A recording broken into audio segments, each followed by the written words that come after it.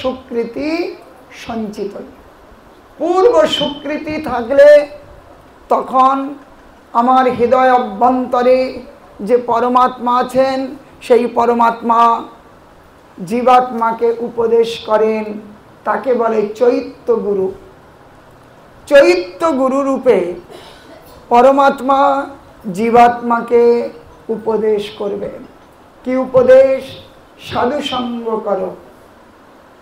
নিজের মধ্যে অনেক প্রশ্ন জেগে উঠবে, আমি কে, এই জগতে আমি কেন এসেছি, আমার বাস্তব করণীয় কি, আমার পরম গতি কি হবে, আমি মৃত্যুর পরে যাব কোথায়। এই প্রশ্নগুলো ওই জীবকে উদ্বেলিত করতে থাকবে। কখন? ওই ভিতরে যখন চৈত্য গুরু তাকে আদেশ করবে। আর চৈত্য গুরুর আদেশের লক্ষণ হলো সুকৃতি, যদি থাকে তাহলেই হবে। এর পূর্বে কিন্তু ওই পরমাত্মা জীবাত্মাকে আদেশ করেন না। তখন ওই জীবাত্মা তিনি সাধু কথা, শাস্ত্র কথা শুনবার জন্য লালায়িত হবে।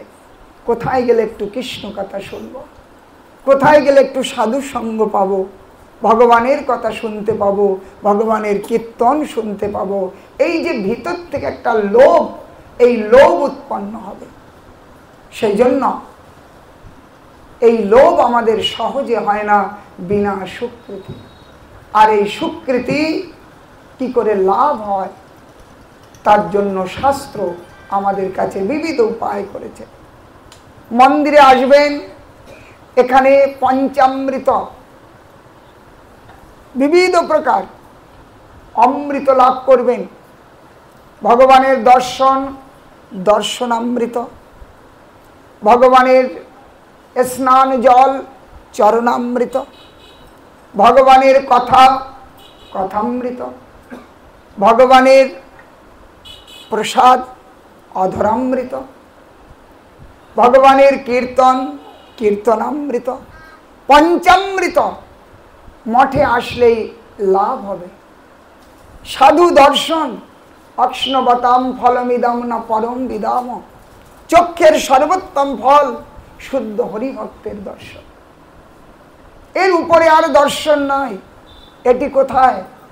এটি মঠ মন্দিরে আসলে, তীর্থধামে গেলে সেখানে শুদ্ধ হরিভক্তের দর্শন হবে। এই সমস্তের দ্বারা আমাদের কাছে সুকৃতির জন্ম হবে।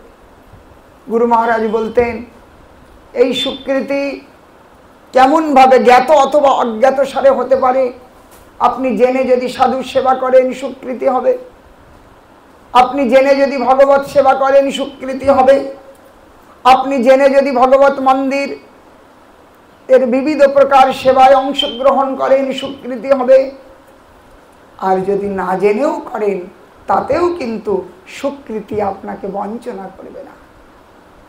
যেমন আস্তে আস্তে দেখলাম ওই শাক বুনেছেন, শাকের চারা, ওর মধ্যে দু চারটে তুলসীর গাছও জন্মেছে। তাহলে আপনি শাকে জল দিলেন, তুলসীতেও জল পড়ে গেল। আপনি তুলসীতে জল দিচ্ছেন না, ওই শাকে জল দিচ্ছেন। ওই তুলসীতে জল পড়তেই আপনার অজ্ঞাত সুকৃতি হলো। গিরি মহারাজ বলতেন, সাধু চলেছে, আর একটা লোক সাধুকে দেখে বলল, বাবা কোথায় যাবেন? বলে ওই গ্রামে। বলে আমিও যাব, আমার সাথে চলো। এখন সাধুর কাছের ব্যাগটা বললো, তাহলে আমাকে দিন বাবা, কষ্ট হচ্ছে আপনার। সাধুর ব্যাগটা ওই যুবক নিয়ে চলল। তাহলে সুকৃতি হবে, পুণ্য হবে, এই বুদ্ধি জাগে নাই। কিন্তু ওই যে একটু সাধু সেবার সুযোগ পেল, করলো, জেনে অথবা না জেনে, সুকৃতি হলো। এই সুকৃতি এইরকম জন্ম জন্মান্তর ধরে জ্ঞাত অথবা অজ্ঞাত সারে জীব যখন সুকৃতি সঞ্চয় করে, সেটি যখন ঘনীভূত হয়, যেমন সূর্যের তাপে জল বাষ্প হয়, বাষ্প হয়ে বাদল বানে, সেই বাদল যখন ঘনীভূত হয় তখন মিষ্টি জল, একেবারে পরিষ্কৃত জল বর্ষণ করে, দেশের দশের জগতের উপকার হয়। তেমনি সুকৃতিরূপী কণকণ রূপে জীবের কাছে সঞ্চয় হয়ে সেটি যখন পরিপূর্ণ ঘনীভূত হয় তখন ভক্তিরূপী জলধারা বর্ষিত হতে থাকে, নিজের দেশের দশের জগতের কল্যাণ হয় ওই সুকৃতির প্রভাবে। সেই জন্য সৎসঙ্গ লাভতে পুংসাম পূর্ব সুকৃতি সঞ্চিত। সুকৃতি ব্যতীত জীব সাধুসঙ্গ করতে পারে না, হয় না, মন বসবে না। আপনি চেষ্টা করলেও বসাতে পারবেন না, অনেক চিন্তা ভিতরে ঢুকবে। সুকৃতি থাকলে আপনি ঘন্টার পর ঘন্টা সমস্ত ভুলে ভগবানের কথা শুনবার জন্য অভিলাষী হবে। সেই জন্য এই সুকৃতি আমাদেরকে ভক্তির পথে নিয়ে যাবে। সেই জন্য আমরা যতক্ষণ পর্যন্ত সেই সুকৃতি অর্জন না করব সম্ভব নয়। তাই শাস্ত্র বললেন, আমরা যদি বিভিন্ন তীর্থযাত্রা করি, আচার্য ধর্মান পরিচার্য বিষ্ণু বিচার্য বেদান বিচার্য তীর্থান বিনা ন গৌর প্রিয় পাদ সেবায়াম বেদাদি দুষ্প্রাপ্তম পদম বদন্তি। আমরা যদি শুদ্ধ হরিভক্তের চরণ সেবা না করতে পারি আমাদের সুকৃতি হবে না। দেবী সেবা, দেবতার সেবা, এমনকি শুদ্ধভাবে হরিগুরু বৈষ্ণবের সেবা বাদ দিলে হয়তো পুণ্য কিছু অর্জন হবে, সেই পুণ্যের দ্বারা ভোগ লাভ হবে, কিন্তু ভক্তি লাভ হবে না।